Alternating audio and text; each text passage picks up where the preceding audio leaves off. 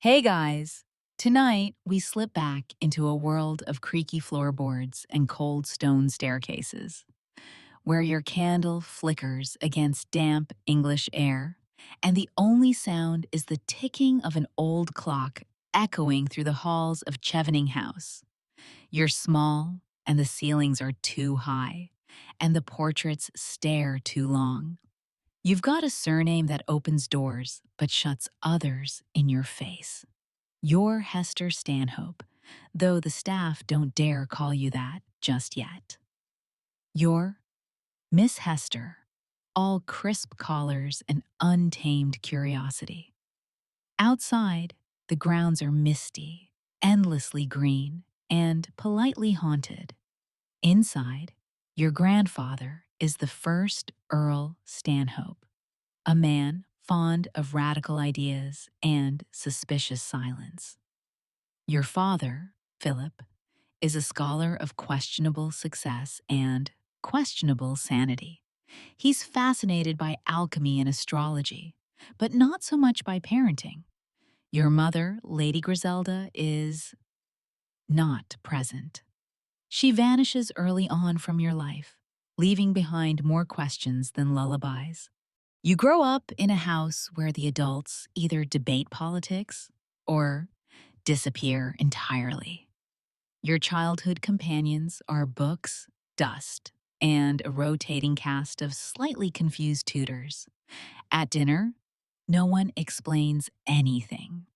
You're expected to already know how to behave, how to smile without meaning it, how to make a statement with silence. It's not lonely, exactly. It's just frostily independent. The air always smells faintly of pipe smoke and ink. You sneak through corridors you're technically banned from, peek at the servants' quarters, and once, you're fairly sure you see a ghost in the East Wing. You don't scream, you just follow it. That tells you something. Your early life feels like one long, foggy Sunday. Cold mornings in oversized gowns, being corrected for the way you hold your teacup, and long pauses between answers when you ask grown-ups about feelings. Still, there's a fire in you, a kind of defiant spark, like you know you're being prepped for something unusual. You develop a taste for argument. The more someone tells you what a lady ought to do, the more you lean in the other direction. You're not difficult per se, just allergic to dullness. Historical accounts mention Chevening's 18th century obsession with Enlightenment thinking, where guests debated Locke and Voltaire over roast venison. You absorb it all, like a sponge in a powdered wig. But the conversations never quite include you, not until you barge in anyway, correcting someone's Latin mid-sentence. That earns you a reputation. The odd, brilliant niece who doesn't know her place. Or maybe just doesn't want one. Still, the household never quite feels real. It's like a grand stage set where no one ever takes off their costume. You sense this early that everyone's playing a role. You'll play yours too, for now. One freezing winter night when the fire won't catch and the footman forgets your supper, you wrap a quilt around yourself like a toga and declare you shall one day be a queen. Not of England, obviously. Too cold. Somewhere warmer. Somewhere with camels. You're 11. Historians still argue whether your early confidence came from nature or neglect. Some say the lack of maternal presence gave you too much freedom. Others argue it forged your steel spine. Either way, you're not quite like the other girls. You don't blush when you're supposed to. You don't faint at poetry. And when you read about Cleopatra, you don't see a doomed seductress. You see an administrator with flair. Quirky detail time. It's said that young Hester once tried to train her pet parrot to mimic parliamentary insults. No one could confirm it, of course, but it sounds just like you. You begin crafting your own mythology early. When others lie, they look guilty. When you lie, it sounds like prophecy. You practice in the mirror, imagining you're delivering decrees from a marble balcony somewhere far from Kent. You invent backstories for yourself. You experiment with truth, and you get good at it. Your tutors change often. Some can't handle your sharp tongue. Others try to mold you into a society debutante and give up around lesson 3. But one French governess sticks around long enough to teach you how to fence. Not because it's proper, but because she says, "You've got too much rage to waste on embroidery." She's not wrong. Meanwhile, the wider world starts catching fire. Napoleon is reshaping Europe. Pitt the Younger, yes, that Pitt is rising through Parliament. And unbeknownst to you, your destiny is already being nudged toward Westminster by a web of cousins, patrons, and well-placed accidents. You don't know it yet, but you're going to leap out of this haunted mansion one day, walk into the war rooms of empire, and eventually ride into a desert as if born there. But not before one more twist of fate. Your aunt is coming, the one they whisper about. Lady Griselda Stanhope, widowed, wealthy, opinionated, and dangerously well-read. She'll arrive in a few months. With her, an agenda. But for now, you lie back in your massive 4-poster bed, staring at the crack in the ceiling you've named Africa. You don't know why, but something in you says that's where you're going. Eventually, you hear her before you see her. The clack of determined boots on Chevenix's polished floors, the barked orders at bewildered servants, and the unmistakable rustle of expensive silk that's somehow both fashionable and slightly alarming. Lady Griselda Stanhope has arrived, and suddenly, the house feels like it's been reissued under new management. She isn't warm, she isn't particularly maternal, but she is present. And in your life, that's already novel. She looks at you like a puzzle she might be willing to solve if only you'd stop standing like a dock worker. "Shoulders back," she snaps. "Ladies don't slouch unless they're dying." This is how your real education begins. Griselda is not interested in charm school manners. She believes in intellectual warfare. She has little patience for sentiment and even less for indecision.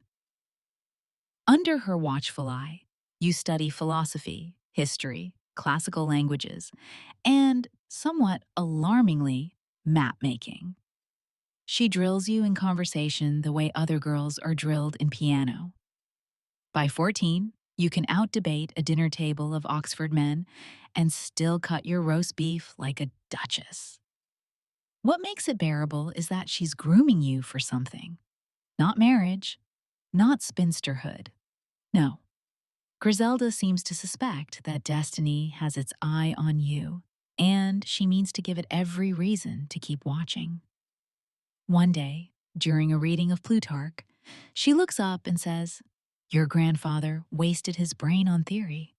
We'll make sure yours has consequences." Your life becomes a quiet, rigorous boot camp. No flirtations. No shopping trips. But plenty of whispered political commentary, shadowed tea visits from government officials, and one odd encounter with a strange man who spoke Arabic and smelled like cloves. You start to suspect your aunt isn't just a widow with a pension. She might be networking. Still, you crave something, some vivid color to cut through all the intellectual gray. You write letters, hundreds of them, to non-existent friends, full of imagined adventures. You're a princess in disguise, a diplomat's daughter, a spy. You ride camels through your ink, long before you ever see one in real life. Griselda reads a few and says nothing, but she stops correcting your grammar. Historians still argue whether Lady Griselda was grooming you for politics, espionage, or simply a life that wouldn't bore you to death. There's no clear record of her intentions, but one thing's certain: she never treated you like a second-class member of the family. She didn't coddle, she sharpened. Meanwhile, your world keeps shifting. Your father's mental health unravels in silence. He withdraws into books and mutterings, eventually moving to a separate wing of the house where you rarely see him. Once, you catch him studying a diagram of planetary alignments and whispering something about heralding a queen of fire. You don't mention it, but you remember. You grow older, taller, louder. You argue with priests, correct newspaper articles, and once, very nearly, punch a boy who tries to call you just a girl. You're not sure what you are, but it's definitely not that. And then it happens. Griselda pulls a few strings, family ones, the kind that echo in Parliament, and you're swept off to London. Just like that. No grand farewell, no ceremony, just a carriage with well-packed trunks and a letter of introduction so intimidating it might as well be a royal decree. You're 16, maybe 17, ready and not ready in equal measure. You're leaving Chevening with a mind full of Plato, a spine full of steel, and a wardrobe that will soon scandalize society. When you arrive in London, it's as though you've been dropped into the bloodstream of empire itself. The city thrums with urgency. The air smells like soot, ambition, and cinnamon buns sold outside St. James's. You adore it instantly. You move into a modest but fashionable house, sponsored quietly by your Uncle William Pitt the Younger, Prime Minister of Great Britain. Yes, that Pitt. Here's the family twist no one expects. He's your mother's brother. And while he never had children or a wife, he takes one long look at you and declares, well, if the House of Stanhope insists on producing hurricanes, we'd best use them to power something. That's how you become a political hostess. You're barely out of adolescence, but soon your evenings are full of candles, debates, and slightly terrified young men who can't tell if they should flirt with you or fear you. You wear gowns cut too sharp, speak too fast, and occasionally forget you're not technically allowed to make foreign policy decisions. But you do, quietly, with a raised brow, a redirected guest list, a whispered word to the right person at the wrong time. Pitt begins to rely on you, not as decoration, but as strategy. Mainstream historical accounts confirm you were more than just a society figure. Your role as hostess included sensitive intelligence gathering and the occasional planting of ideas in influential ears. You weren't on the payroll, but you were in the room, and that was enough. One of your favorite parlor tricks becomes reciting foreign treaties from memory while pretending to misplace your fan. Men laugh until they realize you're serious. You disarm with humor, but never disown your sharpness. You're playing the long game. Quirky fact for the night? You once hosted a dinner where each course matched a different continent's cuisine, and guests had to identify the region before they could eat. Most were too terrified to try. It's during this time that your name begins appearing in letters between ministers. Not officially, of course, but in code or implication. You're the lady with the eyes, or Pitt's mirror. Historians still argue whether your influence was exaggerated or just inconveniently undocumented. After all, women weren't supposed to be architects of empire. But you? You drew blueprints in ink and charm. And yet, it couldn't last. Pitt's health begins to falter. The country's financial crisis deepens. War looms again on the continent.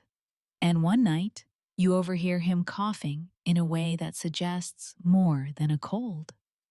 You stay up all night, pretending not to worry. But worry wraps itself around you like a scarf that won't come off. Everything is about to collapse. You wake to silence. Not the peaceful kind, like morning birds or curtains swaying in sunlight. No, this is the kind of silence that hums, the kind that means something is wrong, and everyone knows it, and no one wants to be the first to say it. Pitt is dead. Your uncle, your ally, the man who brought you into the corridors of power, gone. The Prime Minister of Britain, felled not by political scandal or foreign plots, but by ulcers, wine, and stress. They say he died with the words, "Oh, my country," on his lips, but you suspect it was something far less dramatic and far more human. A cough, a sigh, maybe even a joke. He left no children, no estate worth inheriting, just letters, debts, and the ghost of 1,000 conversations that now go unanswered. You're 24, alone in London, and not just emotionally, financially. It turns out the Stanhope name opens doors, but doesn't settle bills. The house goes first, then the horses. You keep one coat, your books, and a stubborn little dog who refuses to leave your side. You try appealing to relatives, but suddenly they're all too busy, too far, too unsure of your prospects. One politely suggests you marry, another recommends a move to the country until things settle. You briefly consider both, then reject them with equal vehemence. You want more, but you no longer know what that is. So you do the only thing you haven't tried yet. You wait. You live in a rented room above a shop that sells sailors' maps and spyglasses. The walls are damp, the mattress lumpy. You read until your eyes ache. You walk by the Thames at night, wrapped in your uncle's old cloak, dreaming of places you've never seen. Then, out of the fog, two figures emerge, Michael Bruce and Dr. Charles Marion, your companions-to-be. Though they don't know it yet, Bruce is an aristocratic oddball with more money than sense. Marion, a physician with a poet's soul and a knack for following instructions, without asking too many questions. You charm them both, not in the romantic sense, at least, not entirely, but with vision, energy, a kind of fire that convinces people to follow you into the unknown, even when you clearly have no map. You tell them you've had enough of English drizzle, that the world is wide, that destiny waits somewhere dry and strange and preferably covered in sand. You don't even have a solid destination in mind, just an urge, a direction. East. Historians still argue whether this Plan, if we can call it that, was a nervous breakdown disguised as adventure. But your letters at the time are clear eyed, if slightly manic. You describe your new plan as a necessity, like breathing, but with camels. So off you go. You sell what's left. Book passage on a ship that smells like onions and salt. Pack light, really light. A few gowns, a few letters of introduction, some dubious medical supplies, and a copy of Herodotus that you've annotated with dry sarcasm and travel warnings. Your brothers write you confused letters. One simply says, Hester, what are you doing? You don't reply. The ship leaves Portsmouth on a foggy morning, your breath visible in the air as England fades behind you. You stand at the rail, wind tugging at your scarf, wondering what exactly you've done. Below deck, Dr. Marion is already seasick. Michael Bruce is flirting with a sailor. You smile to yourself. It has begun. A few days in, a storm rolls across the channel like a drunk uncle showing up uninvited. The ship creaks like it's made of regrets. You hold your ground on deck, drenched, shouting bad poetry into the wind just to see if God's listening. Lightning splits the sky. Somewhere behind you, someone throws up in a bucket. Welcome to travel, 19th century style. The storm passes. The sea calms. You begin to adapt to the rhythm, the routine, the way time stretches when land is nowhere in sight. You start a journal, not for posterity, just to anchor your thoughts. You name passing clouds. You make friends with a goat on board. You suggest an improvised game of guess which sailor is secretly French. Quirky tidbit for tonight. You insisted on wearing Turkish-style trousers aboard ship, both for practicality and shock value. The crew had opinions, but they stopped sharing them after you beat one at arm wrestling. Eventually, you reach Gibraltar. The sunlight hits differently here, brighter, more deliberate. Your first taste of the Mediterranean air is like a slap from a very polite lemon. You breathe deeper than you have in years. Something inside you uncoils. You're meant to be here, or at least, meant to leave somewhere else behind. You don't linger. Your group continues along the coast, Naples, Malta, Crete. Each port brings new food, new rumors, new people watching you with a mix of confusion and awe. A woman, traveling without chaperone, dressed like a soldier's fever dream, quoting Greek myths at dinner. No one knows what to do with you. Perfect. Historians still argue whether your reputation began to spread on purpose or by accident.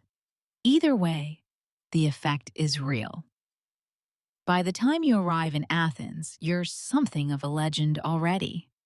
People whisper about the Englishwoman with the pirate eyes and wonder aloud if you're a spy, a prophet, or just profoundly bored. You don't correct them. Instead, you rent a small villa and start entertaining guests like an expat queen. Greek nobles, Ottoman officials, stray poets, and one very confused German botanist all come for dinner. You serve weird stews. Tell wilder stories. One night, someone swears you predicted the exact date of a coming earthquake. You didn't. But it does make a convenient excuse to leave before the next round of creditors arrives. Your next stop? The islands. Rhodes. Possibly Cyprus. Maybe something further. Something desert-bound. You don't know it yet. But you're about to be shipwrecked. And reborn. The sea turns on you somewhere off the coast of Rhodes. It doesn't happen all at once. First, the sky loses its color. Then the wind changes direction, smelling like copper and mischief. You stand at the rail again, this time with fewer jokes and a growing suspicion that Poseidon may be holding a grudge. The waves arrive like unpaid debts, one after another, louder, meaner, more demanding. The ship lurches. Dr. Marion prays. Michael Bruce starts muttering about saints and lifeboats. You, of course, refuse to panic. That's for people with other options. The storm thrashes for hours. The crew yells in languages you only halfway understand. Someone drops a barrel of olives. Your journal floats across the floor like a lost prophecy. You grab it anyway. If you're going to drown, you'd prefer to be found with decent handwriting. The crash comes just before dawn. Wood snaps. Sailors scream. Salt water punches through the lower decks and drags your boots out from under you. Somehow, in the chaos, you and your companions are thrown into a lifeboat, or rather, onto one. There's no rowing, just bobbing, just surviving. Hours or maybe days later, you wash up near Rhodes, soaked, bruised, alive, barely. And then, as if on cue, someone appears. A woman, cloaked, silent, offering a bundle of dry clothes and a strange piece of parchment. You're too tired to argue. She speaks no English, but her eyes suggest she knows exactly who you are. The note is written in Greek and Arabic. You don't recognize the dialects, but the drawing in the margin is unmistakable. A woman on a camel, surrounded by stars. You keep the note. Historians still argue whether this moment really happened, or whether it was one of your later retellings. You were prone to embellishment, after all. But Marion confirms something unusual occurred after the shipwreck. A local mystic, perhaps, a curious vision, a dream you wouldn't stop talking about. Regardless, something changes in you. Up to this point, your travels have been defiant rebellion by sailboat. But now, your eyes shift eastward with purpose, toward the Levant, toward Syria, toward the desert. You say as much to Bruce, who blinks and says, "Isn't it dangerous?" To which you reply, "Of course. That's why we're going." You recover in Rhodes for a few weeks, bruises turning to yellow smudges and spirits lifting just enough to plan again. During that time, you adopt a new wardrobe, not out of necessity, but as declaration. Gone are your London gowns. In their place, flowing trousers, embroidered vests, headscarves, and boots made for walking. You don't dress like a man, or a woman, or anything society recognizes. You dress like someone who doesn't care. Word spreads. Local officials are wary. A few British expatriates write letters home describing you as completely unhinged and, possibly, divine. A rumor begins that you're a displaced Persian princess. You neither confirm nor deny. Instead, you begin making arrangements for something few Europeans have attempted, an inland journey into Ottoman Syria. No guidebooks, no tourist circuits, just you, your companions, and a caravan of pack animals who seem deeply skeptical of your leadership. Before leaving Rhodes, you visit the old ruins one last time. At the Temple of Apollo, You carve a small mark into the stone, your initials, discreetly tucked beneath a broken column.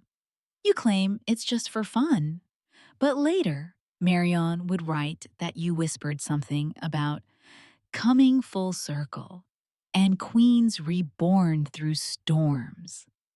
You embark again, another boat, smaller this time and significantly less cursed. You land in Jaffa. The heat greets you like a slap. The smells are overwhelming. Roasted lamb, dust, sweet dates, and the not-so-distant tang of camel. The streets are alive, noisy, alien, glorious. You adore it. You ride inland toward Jerusalem, draped in your new identity. At first, locals stare. Then they nod. Then they start calling you the lady from the West. Some even bow. It's unclear whether they think you're nobility or mad. Possibly both. Here's your first true taste of desert travel. Blistered hands, water that tastes like metal, and the rhythmic plodding of camels that, at first, feels like punishment and eventually feels like poetry. Quirky detail? You name your camel Machiavelli. He hates you immediately and tries to bite you at every opportunity. You love him anyway. At one point, you trade a gold ring for a pair of embroidered saddle blankets. The merchant throws in a talisman to ward off snake spirits. You thank him and sleep with it under your pillow for the next 3 years. Jerusalem looms on the horizon, hazy in the morning light. You enter the gates not as a pilgrim, not as a tourist, but as something else entirely, a diplomat of herself, a woman without a country, whose passport might as well read Misfit Queen. The Ottoman guards don't know what to do with you. You confuse every bureaucrat you meet. One officer demands to know your status. You respond, "It's complicated," and offer him a lemon. He lets you pass. You spend a month in the city, wandering markets, climbing holy stairs, learning the language, not Arabic exactly, but the rhythm of it. The sound of bargaining, of prayer, of stories that repeat with every sunrise. Historians still argue whether your time in Jerusalem was strategic or spiritual. You claim both. Marion claims you wept at the Wailing Wall, then immediately asked where to find the best cinnamon. He's probably not wrong. From there, your gaze turns north. Syria calls. Not the city. The idea. The desert. The wide, hot nowhere that might finally match the chaos inside your mind. You prepare a new caravan, hire new guides. Machiavelli the camel gets a new saddle and bites someone in celebration. And one morning, before the sun has fully stretched across the horizon, you ride out. Toward legend. You ride at dawn. The sun isn't up yet, just a smear of coral on the edge of the horizon. The world smells like dust and cinnamon and the sour breath of a camel that very much does not appreciate early mornings. Machiavelli grumbles behind you, clearly plotting your downfall. Dr. Marion, bleary-eyed and already regretting this decision, scribbles something in his notebook about the madness of noble women. Michael Bruce is still trying to find his left boot, but you are ready. You wear a long robe in Bedouin style, a patterned scarf over your hair, and a sash that hides a dagger you have absolutely no idea how to use. Not that it matters. You've learned by now, confidence is the deadliest weapon, especially when no one can tell what you're going to do next. Your destination is vague. The journey is more instinct than itinerary. North from Jerusalem into the Ottoman hinterlands. Aleppo, perhaps, or maybe Damascus. Wherever the caravan leads, wherever the maps blur. This is not a tourist trail. At this point in history, most European travelers stick to coastal routes or military escorts. But you head into the interior, into mountains and deserts and tribal lands where no British woman has gone before, certainly not in Trossars. And yet, strangely, people receive you. Not always warmly, not always without suspicion, but you have a way of entering a room that silences it. You bow, you smile. You speak little at first, letting others weigh your presence like a riddle. Then, when they are off balance, you speak in perfect French or broken Arabic, or with a gesture that says, "Yes, I know I shouldn't be here, and yet I am." Historians still argue whether your survival came from charm, luck, or the heavy implication that you might be a sorceress. You build your legend as you go. Slowly, organically, you trade trinkets, tell strange fortunes, hand out English coins as if they're enchanted. At one stop, you diagnose a sheikh's illness using Dr. Marion's notes and a completely fictional prayer ritual. The man recovers. Your reputation grows. You cross dry wadis and sleep beneath skies that make English stars look like pinpricks. Here, constellations glow. You stare at them for hours, drawing connections, sketching names. Orion, Cassiopeia. You rename one the camel who never spits. You lose weight, gain calluses, learn the difference between good silence and dangerous silence. You stop craving tea, start craving salt. One night, a guide tells you the desert can read hearts, that travelers with lies inside them get swallowed by the sand. You reply, "Then I suppose I'll be spat out whole." He laughs, but doesn't sleep near you after that. In Damascus, you're a scandal and a sensation. The British consul has no idea what to do with you. On one hand, you're technically a noblewoman and subject to protection. On the other, you keep dismissing his advice and attending private meetings with Ottoman officials and Druze leaders. You host a dinner party in a borrowed villa. The guest list includes a merchant who may be a spy, a prince's cousin, and a woman rumored to be the illegitimate daughter of a Mamluk general. You serve eggplant, figs, and strong coffee. No one leaves on time. Someone offers you a horse. You accept. Quirky tidbit? Around this time, you start traveling with your own tea set and a carved wooden box full of herbs, ointments, and something labeled emergency brandy. You never let anyone else touch the box, not even Marion. Your fame begins to precede you. They call you the English prophetess, the she-emir, the foreign lady who rides like a man and swears like a djinn. You're amused, then pleased, then quietly concerned. You didn't come here to be worshipped, but neither do you turn away the power it offers. You begin to send letters back to England. They are long, dramatic, and often entirely unreadable by the time they reach their destination. But within them are early clues to your philosophy, your disdain for European politics, your fascination with tribal governance, your dream of a freer, stranger world, ruled by intuition rather than parliament. Your family writes back once or twice. Then, mostly, not at all. That's fine.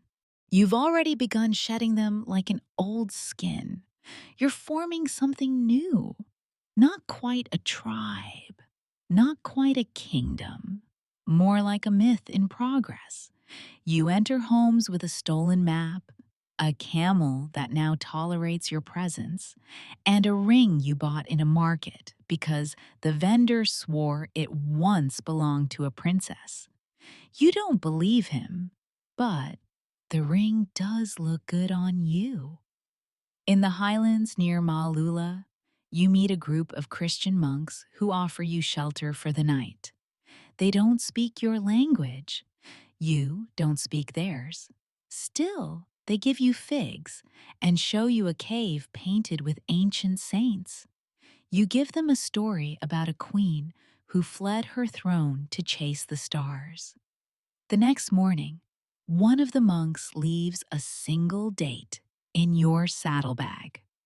For luck. Historians still argue whether this journey was madness, performance, or proto-feminist defiance. The truth? It was probably all three. You weren't proving a point. You were becoming one. One afternoon, after a particularly brutal day of riding, you stop at a hill overlooking a wide stretch of desert. The wind shifts. The light turns gold. You feel something. Not happiness, not safety, but alignment. Like you've stepped into the life you've always been pretending to live. And in the distance, a line of horsemen, watching, waiting. Something's about to change. The horsemen don't move. You squint into the sun, one hand shielding your eyes, the other resting lightly near your dagger. Still mostly for show, but you've at least figured out which end is sharp. Michael Bruce tenses beside you, hand drifting to his pocket pistol. Dr. Marion sighs audibly and says something that sounds suspiciously like, "Not again." And still, the riders watch.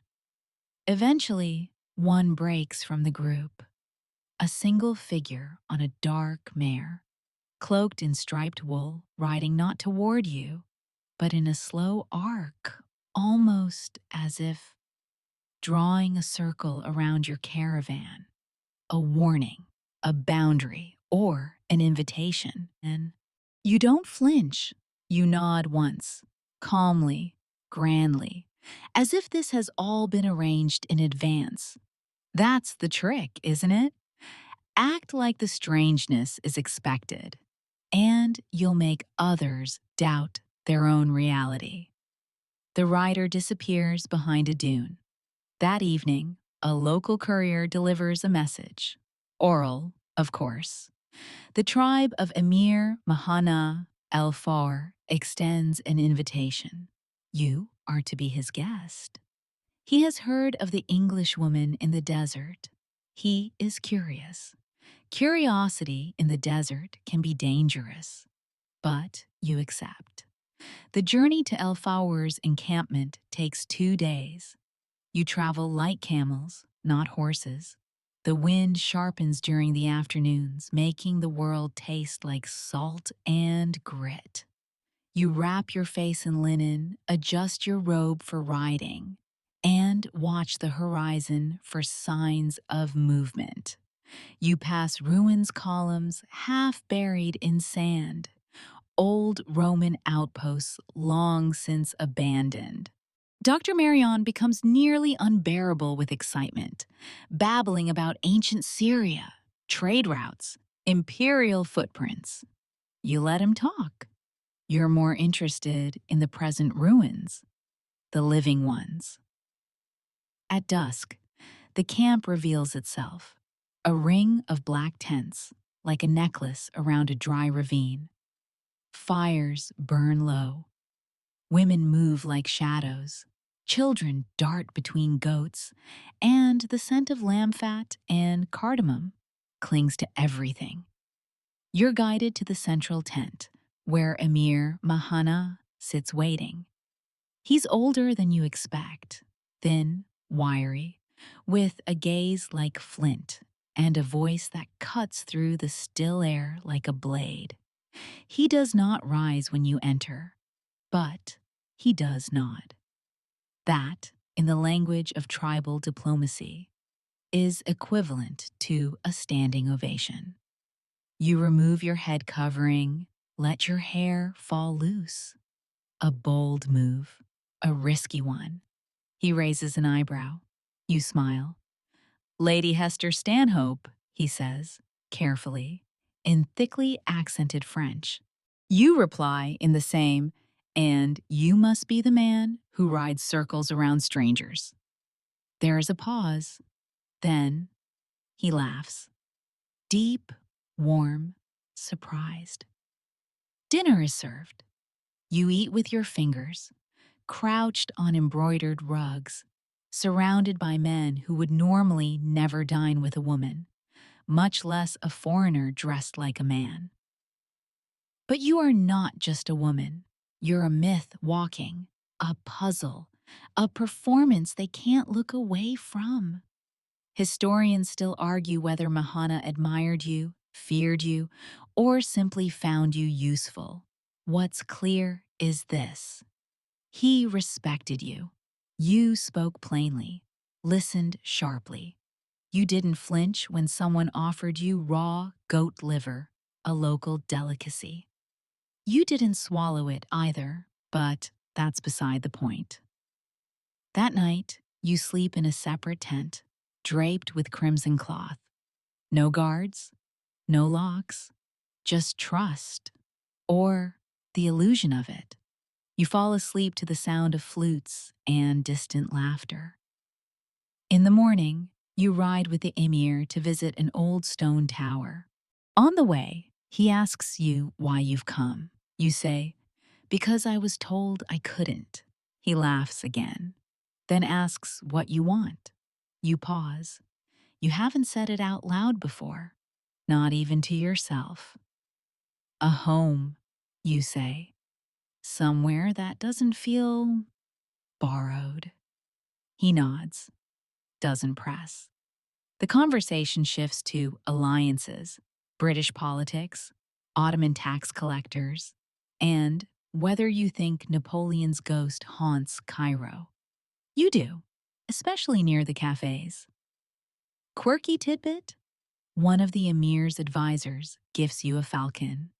You name it Bentink, after your long-lost love, and train it to respond to whistles badly. It mostly flies off in the wrong direction. Still, it's a great conversation starter. You spend weeks in the camp. You learn the rhythms, when the goats are milked, when the water must be hauled, when the best figs arrive in the trade wagons. You stop thinking like a visitor. You start moving like you belong. Letters from British agents begin to trickle in, full of concern and bafflement. What are you doing, Lady Stanhope? Why won't you return to civilization? You send back replies sealed with wax and scented with cloves. They say things like, civilization is terribly overrated, and tell the Queen I'm unavailable.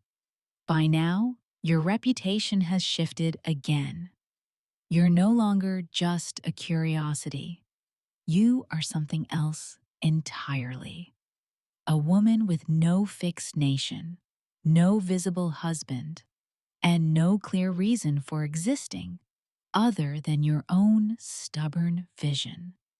A ghost in the empire's machine, a pebble in its boot. Dr. Marion grows anxious. He mutters about your health, your episodes of fever, your increasing dreams of building a house here, in the middle of nowhere. He suggests returning to England, seeing real doctors, rejoining the world. You look at him like he's just offered to cage a hawk. No, you say. I think I've only just arrived. And truly, you have. You ride out one morning to meet a merchant caravan, alone, without guards, just you and a dagger and a head full of nonsense. When you return, Mahana says something in Arabic to his son. Later, Dr. Marion translates. She rides like a woman who will never stop. The house begins as a dream half architectural blueprint, half fever hallucination. You sketch it in the sand with a stick. Then again on parchment, the ink blotting in the heat. A square villa, high walls, arched windows, a courtyard filled with shade and water and silence. You call it June. Just June. A name that rolls like distant thunder across the hills. A name that could belong to a queen or a ruin. The location? A crumbling monastery clinging to the hills of Mount Lebanon, halfway between Beirut and Sidon. A place the locals whisper about, where vines tangle through broken chapels and owls nest in what used to be prayer niches. But you, you see a palace waiting to be unwrapped. When you arrive at the site, it's barely more than a wreck. Moss creeps down the old stone walls. The roof has long since fled. A few peasants live in the ruins like ghosts in someone else's house. They watch you approach on camelback, hair tied, cloak trailing behind you like smoke. One of them mutters, "The jinn have returned." You decide to take it as a compliment. Construction begins in a flurry of shouting, bartering, and clumsy architectural improvisation. You hire local laborers, Druze, Maronites, Muslims, who speak 3 dialects and trust none of them. Materials arrive by mule, wheelbarrow, and, once, on the back of an unnervingly cooperative elephant from an Armenian trader. You oversee everything: roof tiles, door arches, the angle of every window, so the desert wind won't scream through at night. You haggle for carved doors in Damascus, steal mosaic ideas from forgotten Roman ruins, and convince a stonemason to carve your initials into a corner column. Just small enough to be missed, just large enough to survive the next 1,000 years. And when June is finally livable, if not finished, you don't hold a grand opening. You don't invite British consuls or Ottoman dignitaries. No. You light a single oil lamp. Then you sit in the middle of your courtyard, alone, and listen to the wind knock gently on your walls, like it's testing the place, asking if it can stay, too. Historians still debate what Joan meant to you. Was it a retreat? A fortress? A political statement wrapped in limestone and jasmine vines? Some say you were building a throne, others, a sanctuary. Most agree on this. No Englishwoman before you had ever done anything remotely like it. Quirky tidbit? You had a strange obsession with fountains. Not the decorative kind, but trick fountains ones that sputtered unexpectedly or bubbled like they were laughing at you. You claimed it made the courtyard feel alive. Marion said it made guests paranoid. By now, your correspondence has become a full-time occupation. Letters arrive in bundles parchments with frayed edges, wax seals crushed by the desert heat. From ambassadors, travelers, mystics, even curious aristocrats back home who whisper about the mad English lady who lives in a palace of wind. You reply in neat, deliberate script, always with a hint of mischief. No, I don't miss the rain. Yes, I eat with my hands. No, I do not require rescue. Your fame spreads not through deeds, but by rumor. They say you ride alone into the hills to meet rebel leaders, that you own 6 camels trained to kneel when you whistle, that you host exiled princes and sip cardamom coffee while reading their fortunes in the grounds. Some of it is nonsense. Some isn't. One guest you do welcome is Ibrahim Pasha, son of Egypt's powerful viceroy, Muhammad Ali. He's in the region on a campaign part conquest, part cleanup. His army sprawls across the hills like ants with muskets. You invite him to June for tea. He accepts. He arrives with 24 officers, a cook, a translator, and a pipe as long as your arm. You meet him in the courtyard. He stares at the trick fountain for a full minute before saying, "It spits." You reply, "So do I." And somehow, you become allies. Your house becomes a neutral ground, one of the few places where enemies talk without shooting first. You host Bedouin sheikhs and Ottoman officials, French scholars and Turkish traders, all of them intrigued by the Englishwoman who makes them sit on cushions and eat lamb with their fingers. One afternoon, Michael Bruce arrives again. His hair is thinner, his smile more practiced.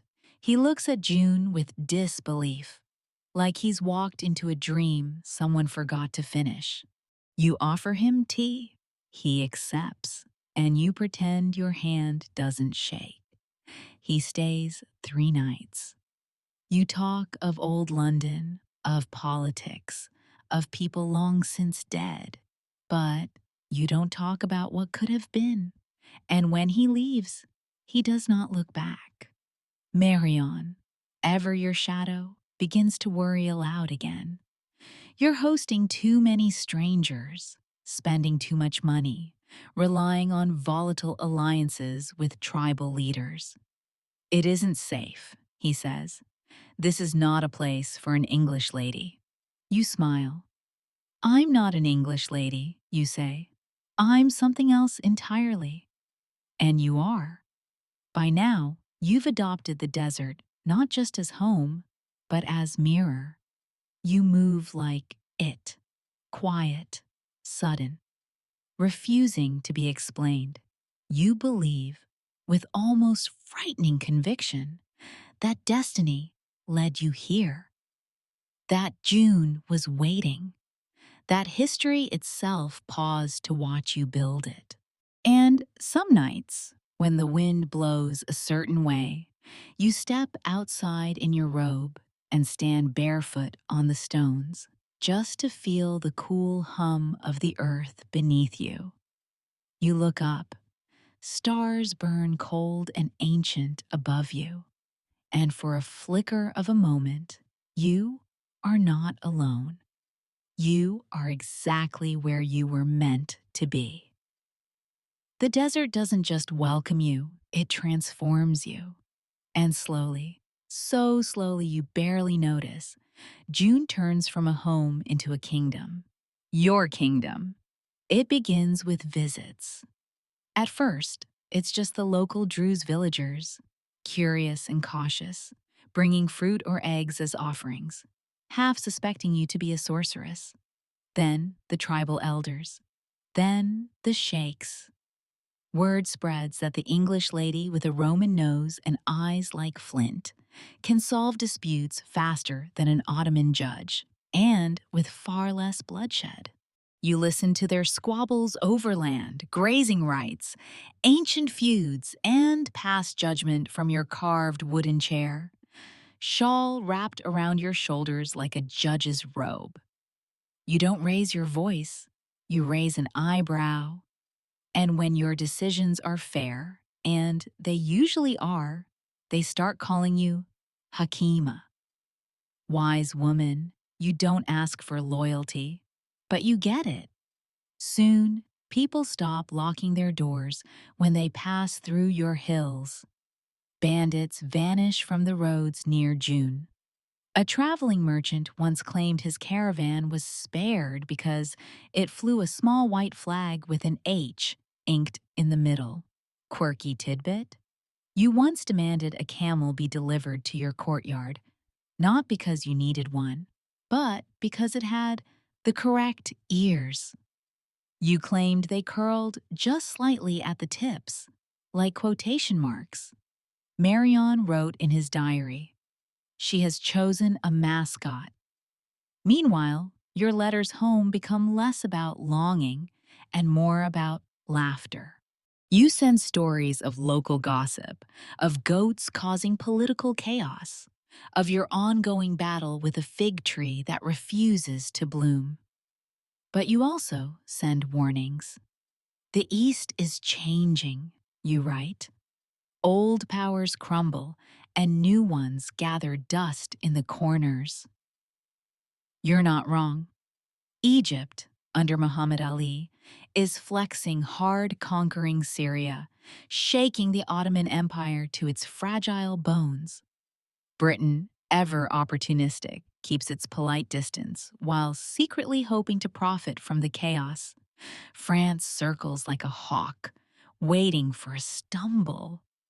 And through it all, you, an English woman with no official title or mandate, somehow become a go-between, a translator of cultures, an accidental ambassador. You write to the British Foreign Office offering insights, warnings, predictions.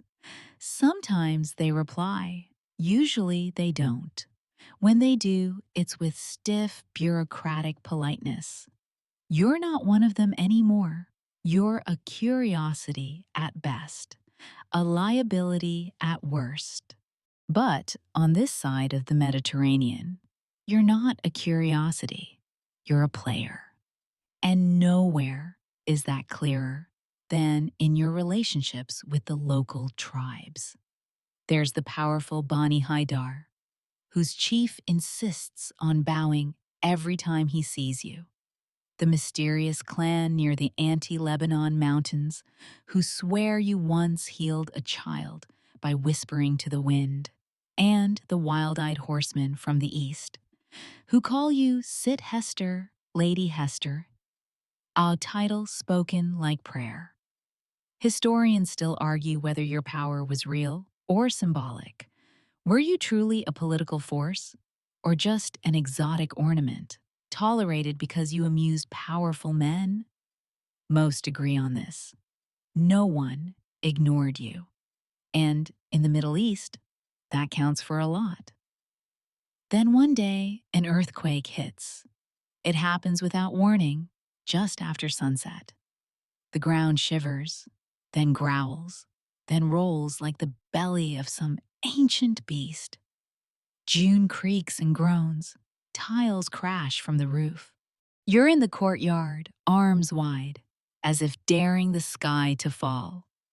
Marion finds you hours later, barefoot in the dust, murmuring something about balance being restored.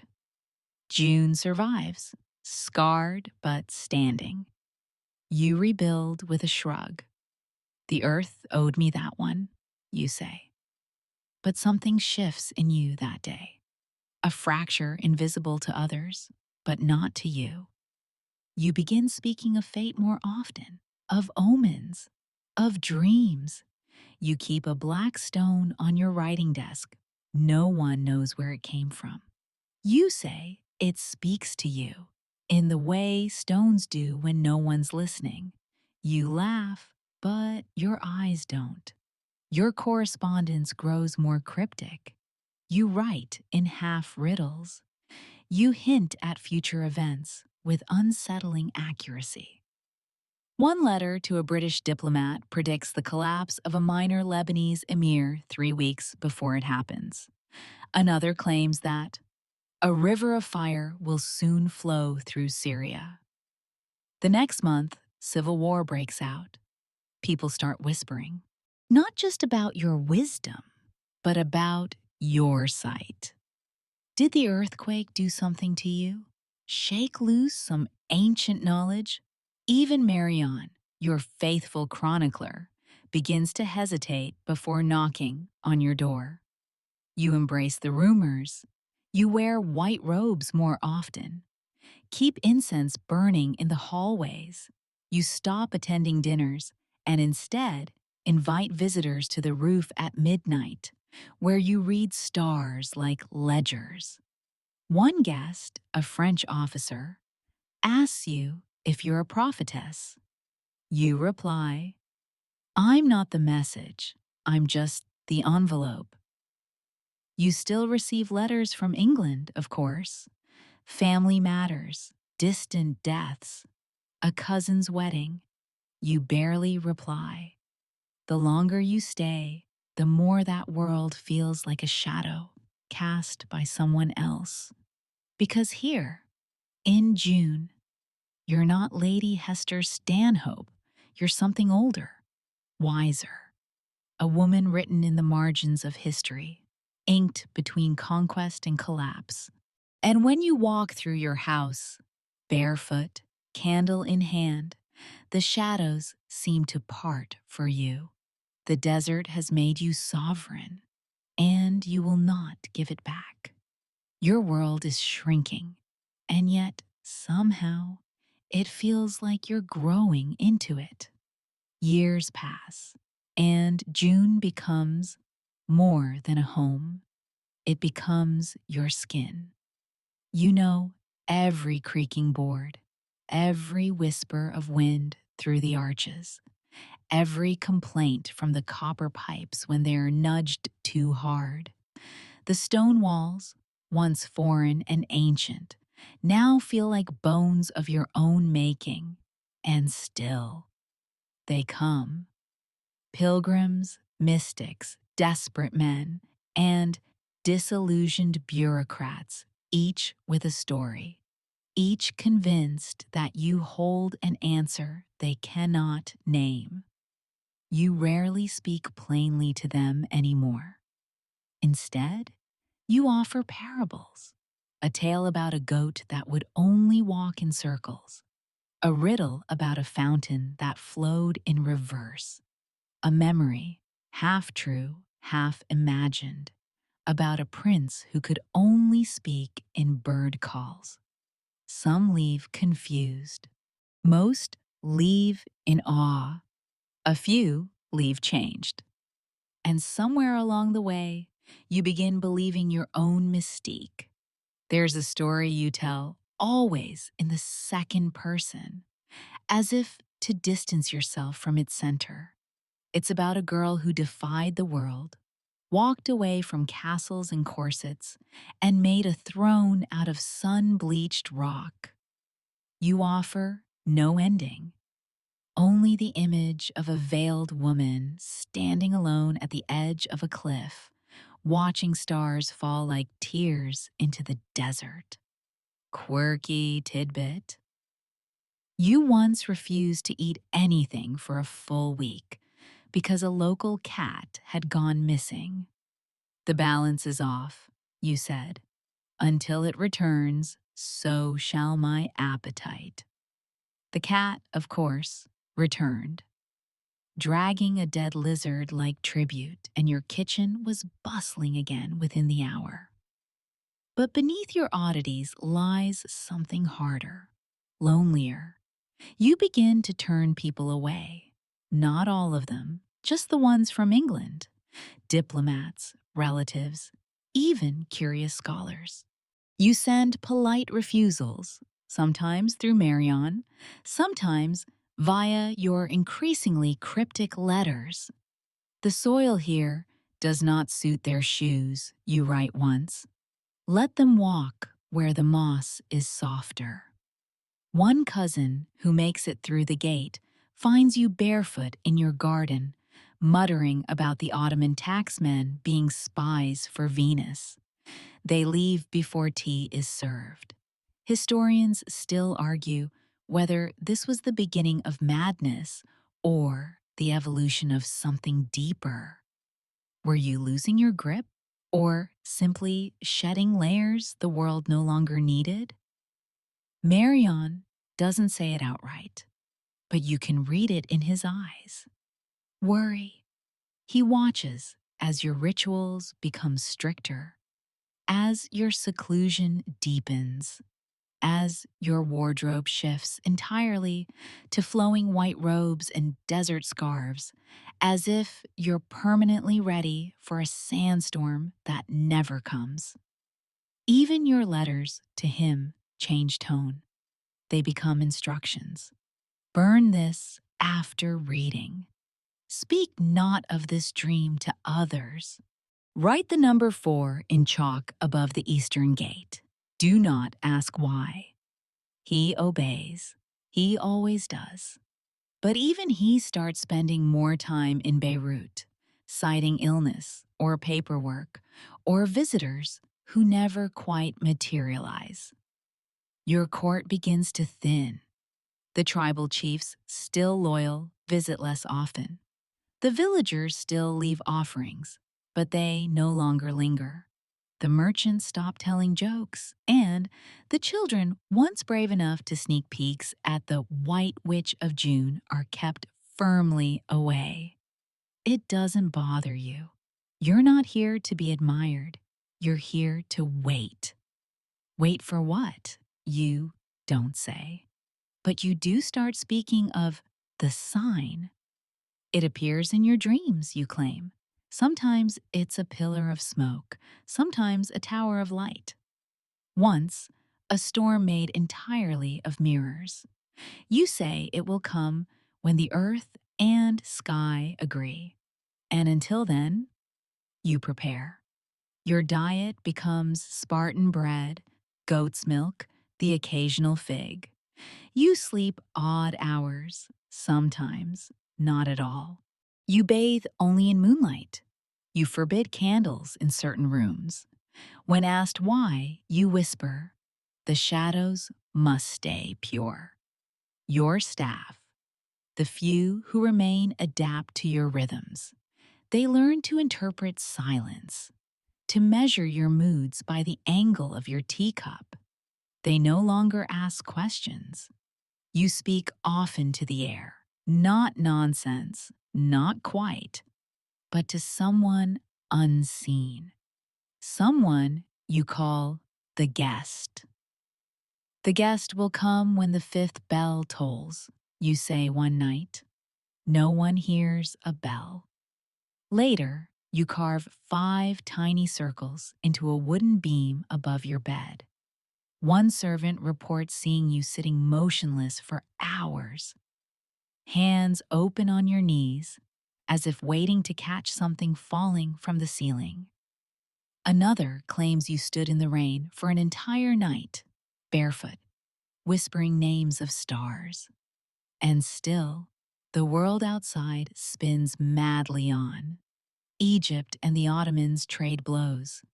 France grabs footholds in Algeria. Britain begins sniffing around Syria again, eager for trade routes and naval stations. The great empires dance their clumsy waltz, unaware that on a lonely hill above the sea, a woman waits for a sign no map can name. Quirky tidbit? You once had a Turkish general detained for 3 hours, not for spying, not for trespassing, but because his mustache was arrogantly symmetrical. You made him drink sour milk until it curled. He left red-faced and confused, but the laughter is fading now. Marion returns one day, older, wearier. He walks through June slowly, as if afraid the place might crumble at his footsteps. When he finds you, you're in the garden, humming to a half-dead rosebush. You barely look up.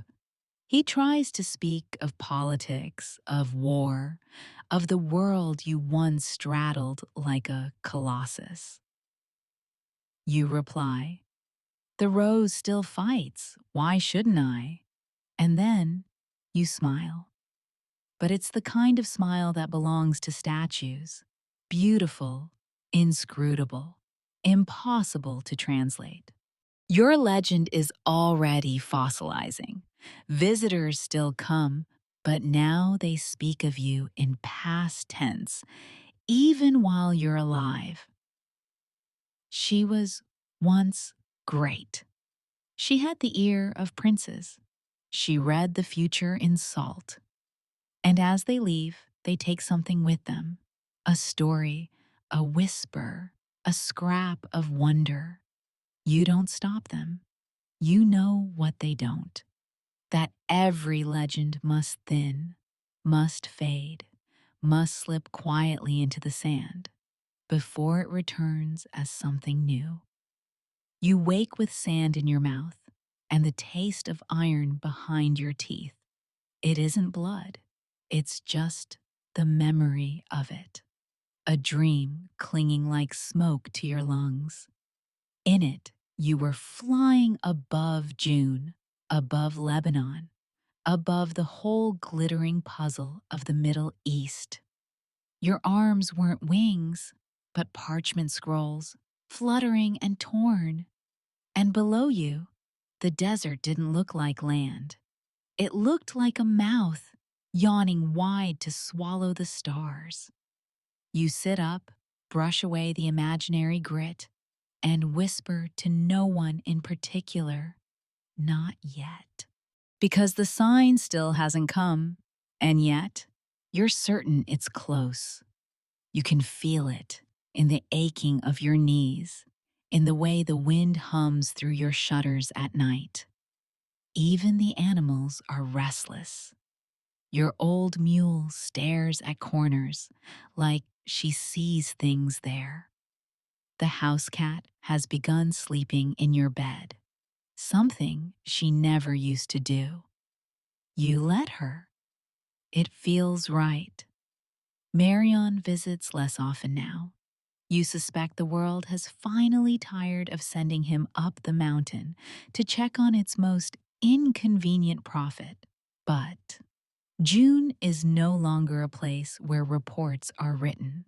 It's a shrine, a riddle wrapped in cobwebs. You, of course, are still its high priestess. Once, you used to greet the morning with long walks through the olive groves, your white robes trailing through the dewy grass. Now you mostly sit in your tower room watching the sea. Sometimes you speak to the horizon like it's an old friend who owes you money. Soon, you murmur, you're late. Quirky tidbit. You've taken to keeping score with the weather. On the wall near your bed, a series of hash marks records days of honesty, sunny, days of pretending, overcast, and days of secrets, rain. No one is quite sure what the categories mean. You don't explain. You just keep tallying, and you write. Letters, mostly, some to no one in particular, to whom the dust may concern, and others addressed to the dead. One, found years later in a crumbling drawer, is marked, to Napoleon's ghost. In it, you accuse him of failing to make good on a celestial bargain. You demand the return of your favorite hat, the one the wind stole in Acre. You offer him a trade, your last unbroken teacup in exchange for a quieter eternity. It's signed with a lipstick kiss. But madness? Not quite. Not entirely. Because you're still sharp. Under the rituals and riddles, under the silences and shadows, Lady Hester Stanhope still watches everything. You know the local governor wants your land. You know that foreign archaeologists whisper about June, wondering what lies beneath it. You know the British have all but erased you from their ledgers, except as a cautionary footnote. And you know that your legacy hangs not in politics or power, but in the shape of silence you leave behind. You used to command attention with your voice. Now you command it with your absence. But something does shift in the air. One night, in the thick of an unusually cold spring, you wake to find all the oil lamps in June have gone out at once. No breeze, no open windows, just darkness, perfectly timed. You take it as a sign, not the sign, but a dress rehearsal, and you begin to prepare in earnest. Your journals grow fevered, pages filled with circles and stars, arrows pointing nowhere, diagrams of imaginary devices, ether compasses, soul filters, the unblinker. You instruct your housekeeper to bury 3 coins beneath the north-facing wall, then dig them up every Tuesday and polish them until the silver forgets its past. She obeys, but not without side eyes. Historians still argue whether this was delusion, spiritual awakening, or a deeply theatrical form of grief. Because, let's be honest, your heart is tired. Marion finally stops writing. You don't blame him. You'd stopped replying long before. His last letter, never opened, sits in a drawer with lavender sachets and the stub of your favorite pencil. It smells like regret and old paper. Instead, you speak to your furniture. The mirror becomes Lord Argus. The armoire is Lady Silence. A cracked jug of olives is Miss Truth, and you consult her before decisions. She never steers you wrong. Sometimes you leave notes for the wind. Tell the camels I said hello. Remind the moon she owes me a dance. If the stars ask, I'm not home. You still walk the halls, still feed the stray cats, still bathe your feet in mint water every Thursday. And once, when a local girl becomes ill, you send herbs and a blessing, and she recovers. Word spreads that the witch of June has found her power again. They begin leaving offerings outside your gate: figs, salt, a mirror wrapped in silk. You keep them all. You place them in a room with no windows and call it your treasury. But what you really collect now are endings. Every story you ever told is being gathered, tucked into the folds of your memory like origami cranes. They weigh nothing, and yet they press on your chest when you sleep. You know the end is near, not death, though that too is circling, but the other end, the sign, the curtain call, the moment when the earth and sky, as you once said, finally agree. You wake in the middle of the night, heart pounding, and say aloud, "It's coming." The cat doesn't stir. You sit by your window and stare at the stars until morning. And when dawn arrives, something feels different. Not louder, not clearer, but softer. Like a thread has been tugged somewhere in the fabric of the universe.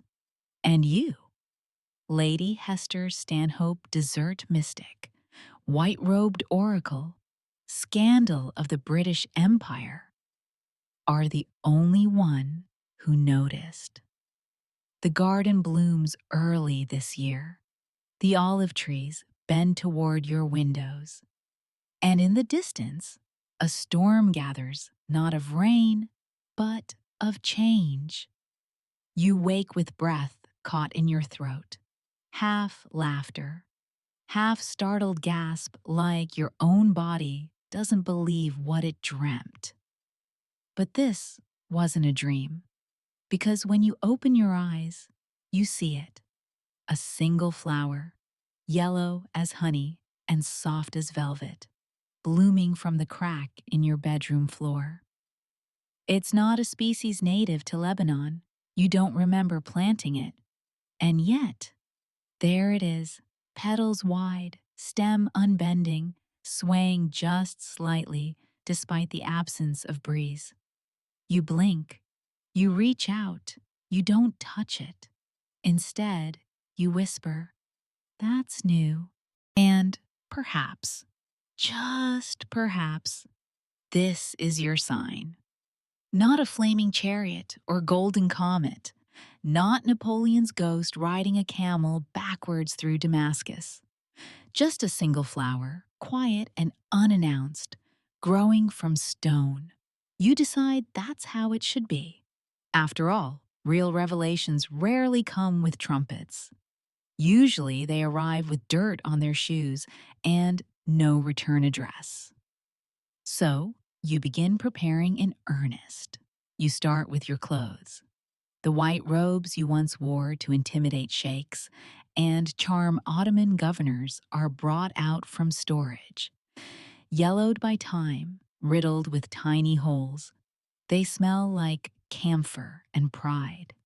You mend what you can, stitch the rest with gold thread, and decide the damage makes it more authentic. Next, the mirrors. You drape them all, not from fear of what you'll see, but from the sense that your reflection has already moved on, and you'd rather not watch it waving goodbye. Then, your letters. Dozens of them. One to Marion with the words, "I was always kinder than you deserved." One to your mother. "The garden bloomed because I left." And a short one to the Sultan of the Ottoman Empire, unsigned. "You missed your chance, darling." You stack them neatly by the door, knowing no one will ever post them. Quirky tidbit, you bake tiny crescent-shaped cookies, one for each of your former lovers, and leave them in a circle on your balcony for the birds to eat. You whisper each name as you place them down. Lord Castlereagh, General Loustoneau, Pierre, unknown sailor, the one with the red scarf. By morning, they're all gone. Historians still argue whether you were lucid or hallucinating during these final days. But what's certain is this: you never lost your theatrical flair. You begin receiving visitors again. Not diplomats or travelers, those days are long gone, but villagers. Children with scraped knees, old women who want to know if their goats will live through the winter. Young men who ask for advice before marriage. Or, you don't answer with certainties. You offer riddles. If the wind turns clockwise on a Tuesday, marry the one who snores. If your tea tastes like secrets, don't drink it. And your favorite: to find your future, ask the moon what she regrets. They leave both baffled and comforted, which is precisely the balance you like. And sometimes you sit on your rooftop and sing. The songs are half-forgotten lullabies from your childhood, interspersed with Arabic proverbs and invented verses. One night, a boy swears he hears your voice, carried all the way to the sea. No one believes him, but they remember the story anyway. You start sleeping less, or maybe more. No one can quite tell. You'll vanish for days at a time, your staff unsure whether you're in your chambers or walking the cliffs. Once, they find your sandals by the well, perfectly aligned, as if you stepped out of them mid-thought. You begin talking to the sky in full conversations, not prayers, dialogues. You laugh at its answers. Sometimes you cry. The flower in your floor blooms a second time, this time red. You take it as confirmation. And then, just before your final week, you host a banquet. Yes, a full banquet. You instruct your cook to prepare everything from memory mutton stew, rose petal jam, lentils soaked in wine, flatbreads dusted with sesame. You set the table in the great hall, light every candelabra, and wear your repaired white robe with a silver circlet around your brow. No guests arrive, of course, but you seat the chairs anyway. Marion gets the seat at your left, Napoleon across from him. Your camel, yes, the one from Damascus, gets the head of the table. You toast them all. To madness, you say, or genius, whichever tastes better. And you feast. Your housekeeper weeps quietly in the kitchen. The next morning, you rise early and write a final note. I came seeking ruin, found it, wore it like a crown. It fits.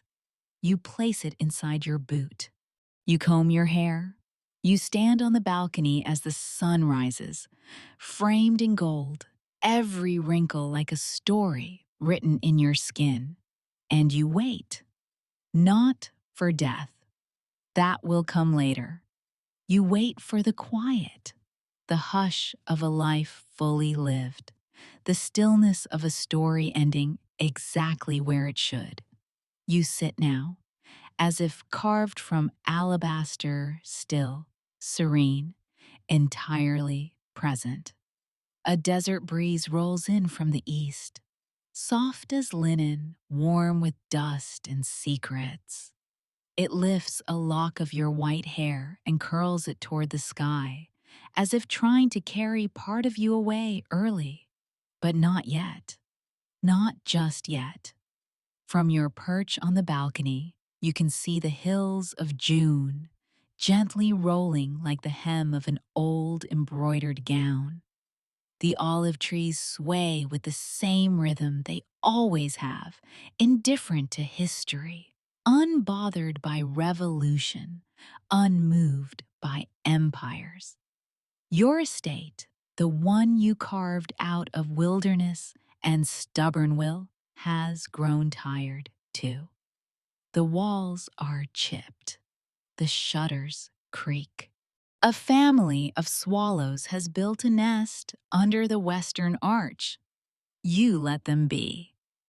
Swallows are the kind of guests you always liked. Silent, elegant, and never overstaying their welcome. You sip water steeped with mint. It's the only thing that doesn't taste like memory. A servant approaches. He's new, barely 17, and afraid of your silence. Do you need anything, Saida? You smile. Only a few more sunrises. He doesn't understand. He nods and scurries away. You lean back in your chair and begin counting the clouds. When you reach 47, you fall asleep. You dream of the British Parliament. They're all wearing camel hair coats and arguing in Arabic. One of them is balancing a teacup on a copy of your old letters. Another is shouting about the scandal of your Damascus entrance. Barefoot, veiled, and radiant. You laugh in your sleep. When you wake, it's night. And something's wrong. Not painful, not frightening, just final. Your hands no longer obey you. They lie folded like letters never sent. Your breathing slows, as though your lungs are considering retiring from duty. You ask no one in particular. Will the stars remember me? No one answers. And that feels exactly right. Mainstream fact? Your death comes quietly on June 23rd, 1839, at age 63. No dramatic last words, no famous witnesses, just the distant sound of an owl and the murmur of the wind through your lemon trees. It takes 2 days before anyone tells England. And when they do, No one quite knows how to process it. Some call you mad, others a visionary.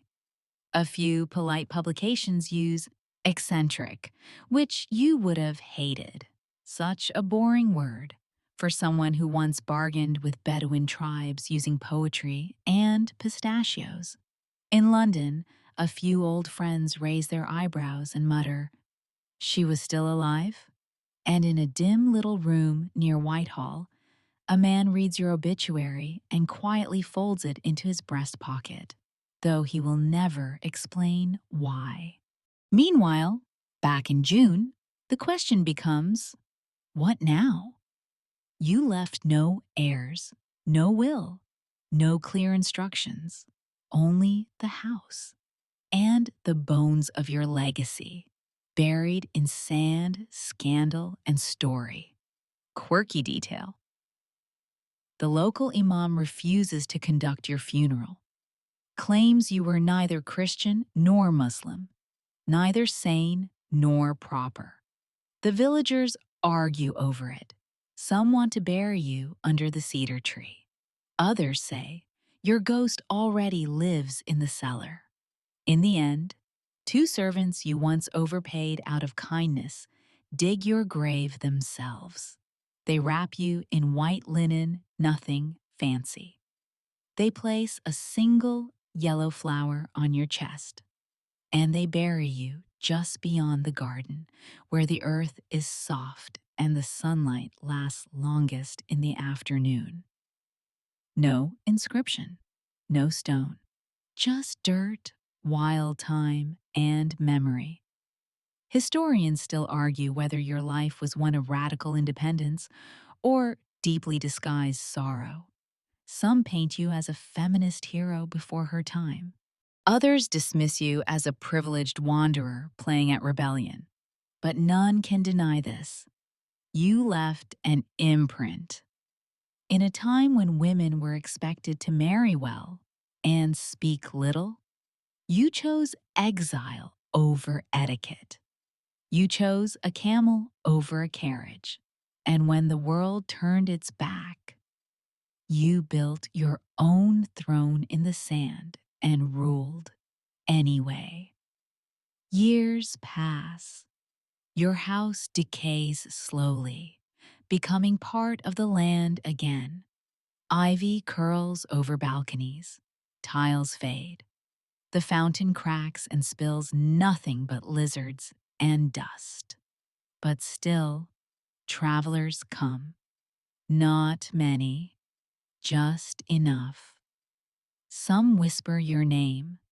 Others leave offerings, jewelry, poems, coins, old photographs. Someone once left a pair of sandals with "for her next journey" carved into the soles. No one takes them. The local children say your ghost walks the cliffs at night, humming old English lullabies and occasionally scolding the moon for being too sentimental. The house becomes legend. A story told by grandmothers who still remember the smell of your perfume when you pass through the village. An echo, a myth, a warning, and a wonder. You've become timeless, not because of your titles or your scandals or even your travels, but because you were brave enough to live life on your own terms.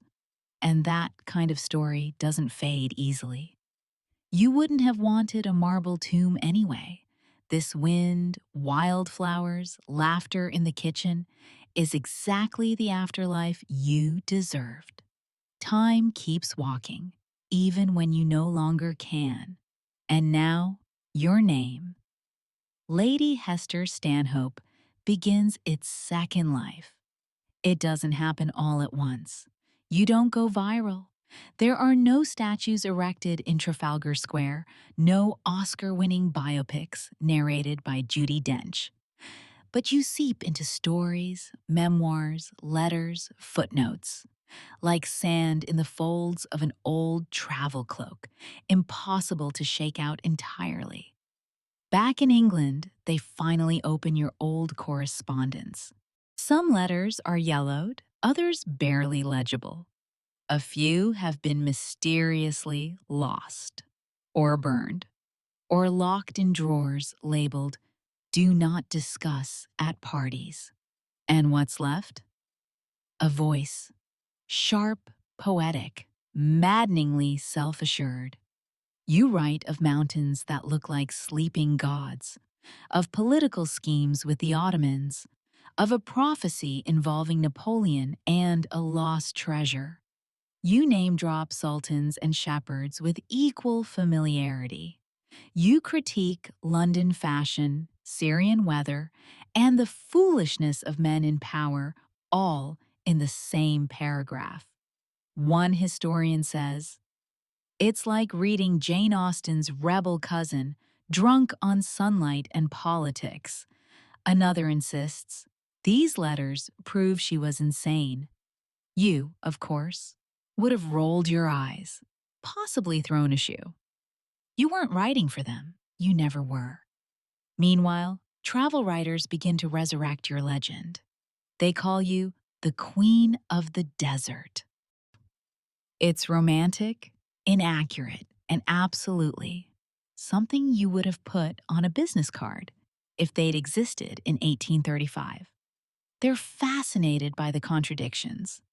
An aristocrat who dressed like a beggar, a Christian who studied the Quran, a woman who refused to be anyone's wife, yet charmed tribal chieftains into calling her our sister. Mainstream fact?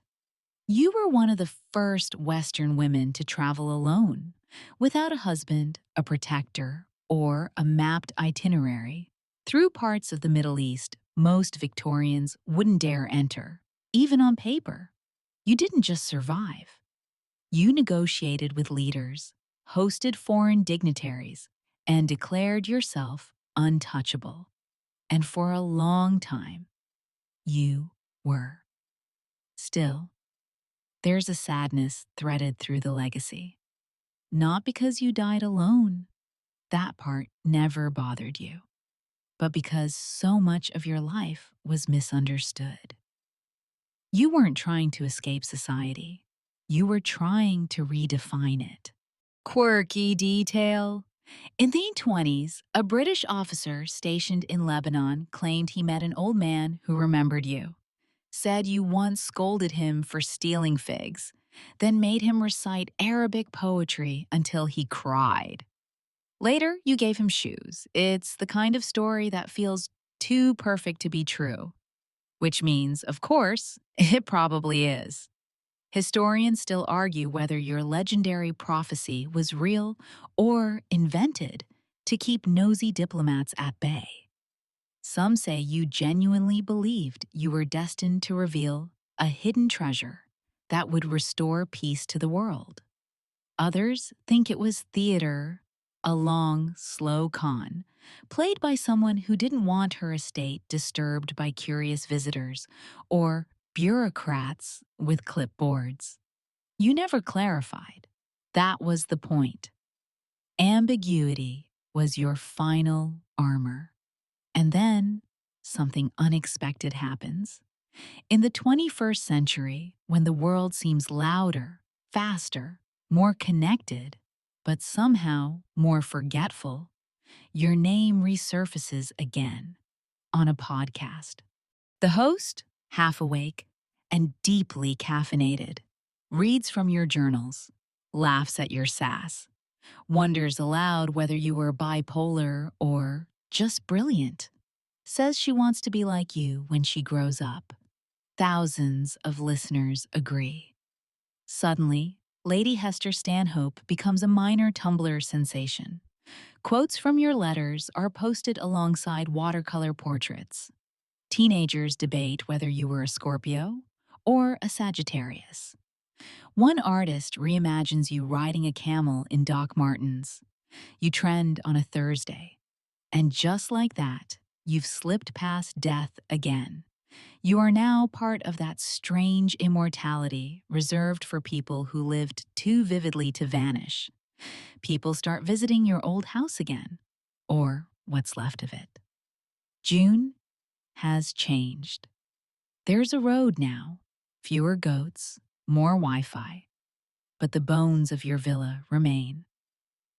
Arches, steps, a courtyard, where once you read Arabic poetry to the stars and dared them to answer back. A plaque goes up. It reads, Lady Hester Stanhope lived here. She ruled no kingdom but her own spirit. It's not accurate, but it's not wrong either. In the garden, a fig tree still grows. No one remembers who planted it, but it's tall, stubborn, and slightly crooked. Just like you. You live in echoes now, soft ones, like footsteps across marble worn smooth by memory, a breath on the edge of history. Not loud enough for textbooks, maybe, but persistent enough that anyone curious will eventually stumble into your shadow. And they do. Travel writers, feminist scholars, eccentric bloggers, each one unearths a different version of you. Some romanticize you, others critique you.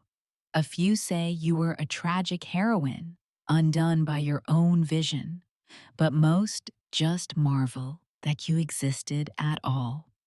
In a world that told women to stay still, you were kinetic energy in human form.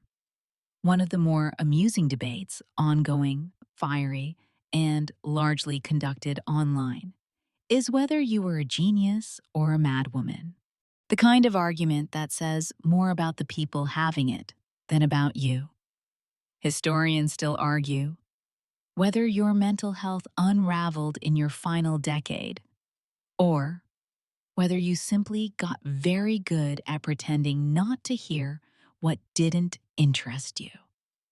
There's talk of delusions, paranoia, grandeur, and sure, there's evidence to fuel that fire-rambling letters. Obsessions with prophecy. The time you reportedly refused to see visitors because Saturn was in retrograde. But you know what else there is? Letters full of shrewd political analysis. Descriptions of tribal diplomacy so nuanced, modern diplomats still study them. And receipts, literal ones for grain, tea, and camel feed, written in Arabic, French, and occasionally in your own peculiar shorthand that no one has fully deciphered. So, maybe, madness isn't the right lens. Maybe you just lived louder than the world was ready for. Quirky detail? You once sent a gift, a pair of embroidered slippers, to a Turkish governor who had insulted you, with a note saying, "For your small feet and smaller courage." He reportedly kept them on his desk until he died. Let's face it, you were terrifyingly good at insults. You wielded wit like a scimitar. And it wasn't just talk. You changed lives. There are still families in Lebanon and Syria who tell stories of the Englishwoman who paid fair wages, refused to allow beatings on her land, and made the sons of warlords read aloud from religious texts before hiring them to sweep her floors. You weren't trying to build an empire. You were trying to build a code, a way of living that didn't rely on permission or precedent. And sure, that code included tea, astrology, and occasional naps with your cats. You weren't a Spartan, but you also refused bribes, denounced injustice, and once forced a European arms dealer to flee town by threatening to expose him during Friday prayers. You made your own justice, not always clean, never perfect, but fiercely consistent. Mainstream fact? Your name appears in dispatches sent back to London, often accompanied by phrases like highly irregular or no official standing or impossible to categorize.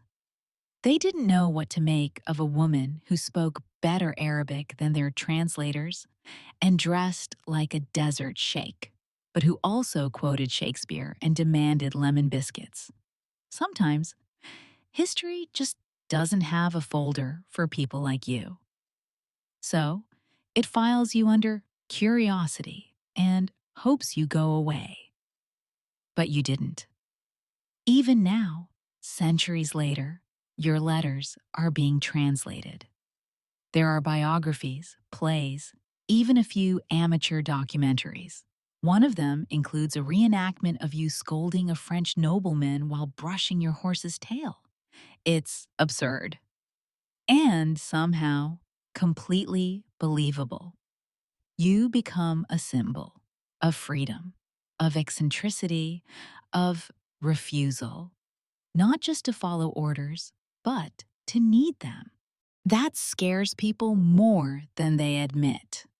Because if you could chart your own course with nothing but wit, grit, and some extremely judgmental camels, then what excuse do the rest of us have? It's easier to say you were mad, but you weren't. You were awake. And that's what echoes now in every woman who buys a one-way ticket, in every student who chooses anthropology over accounting, in every person who walks into a room they're told they don't belong in and stays. Your legacy is less a monument, more a whisper that says, you don't need permission not to speak, not to roam, not to dream weird, dangerous dreams about lost cities and ancient prophecies. It's not a tidy legacy. But it never needed to be. You weren't tidy. You were Hester Stanhope. And your story's not quite finished yet. In the end, there's no funeral procession, no symphony of brass and black veils, no queen to weep over your lost brilliance. You die alone in a crumbling stone house on a remote Lebanese mountaintop, surrounded by silence, dust, and a few loyal servants who still call you Al-Hakima, the wise woman. You're buried in a shallow grave beside your home. No headstone, no inscription, just the wind. But the story doesn't stop there. A few months later, curious European travelers begin to trickle through. They've heard rumors, stories of an eccentric Englishwoman who dressed like a sheik, foretold battles, and owned a map to Solomon's lost treasure. Some are treasure hunters. Others are just bored aristocrats. A few are genuine admirers, hoping to find relics of a legend before time swallows her whole. They find cats, lots of them, feral, well-fed, unapologetically lounging on your remaining furniture. They find half-burned manuscripts, wax-sealed scrolls, and the wreckage of a once glorious salon now inhabited by spiders and ghosts. And they find letters, hundreds of them, some written in a strange blend of French, Arabic, Greek, and your own unique cipher. Most are unreadable. Others contradict each other entirely. It's almost as if you wanted to be misunderstood, which, of course, you probably did. One traveler insists you were secretly a royal, banished for knowing too much. Another claims you had found the Ark of the Covenant and hidden it under your floorboards. A third is convinced you were immortal and faked your death to escape creditors. You're not even cold in the ground before the myths begin.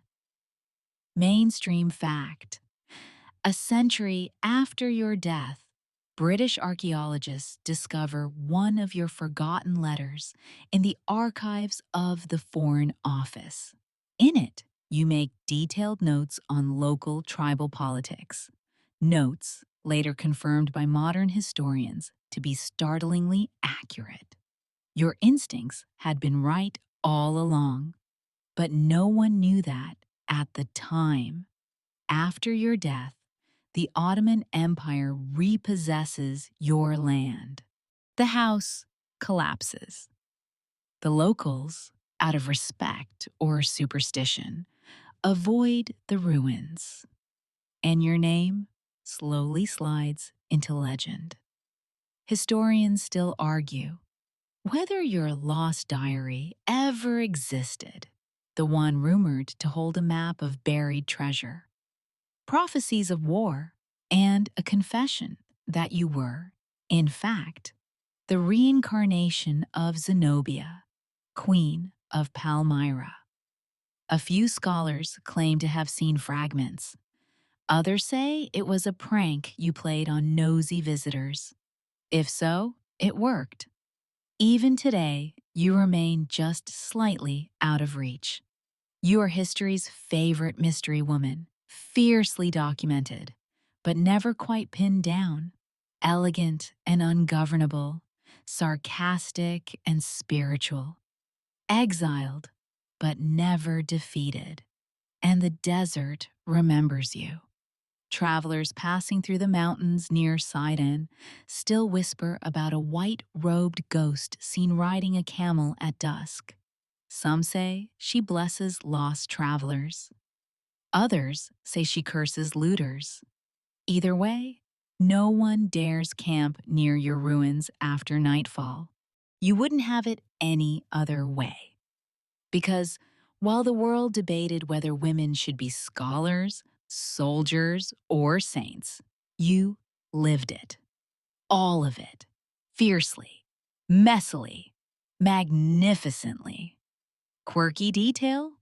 Your favorite camel reportedly refused to let anyone else ride her for months after your death.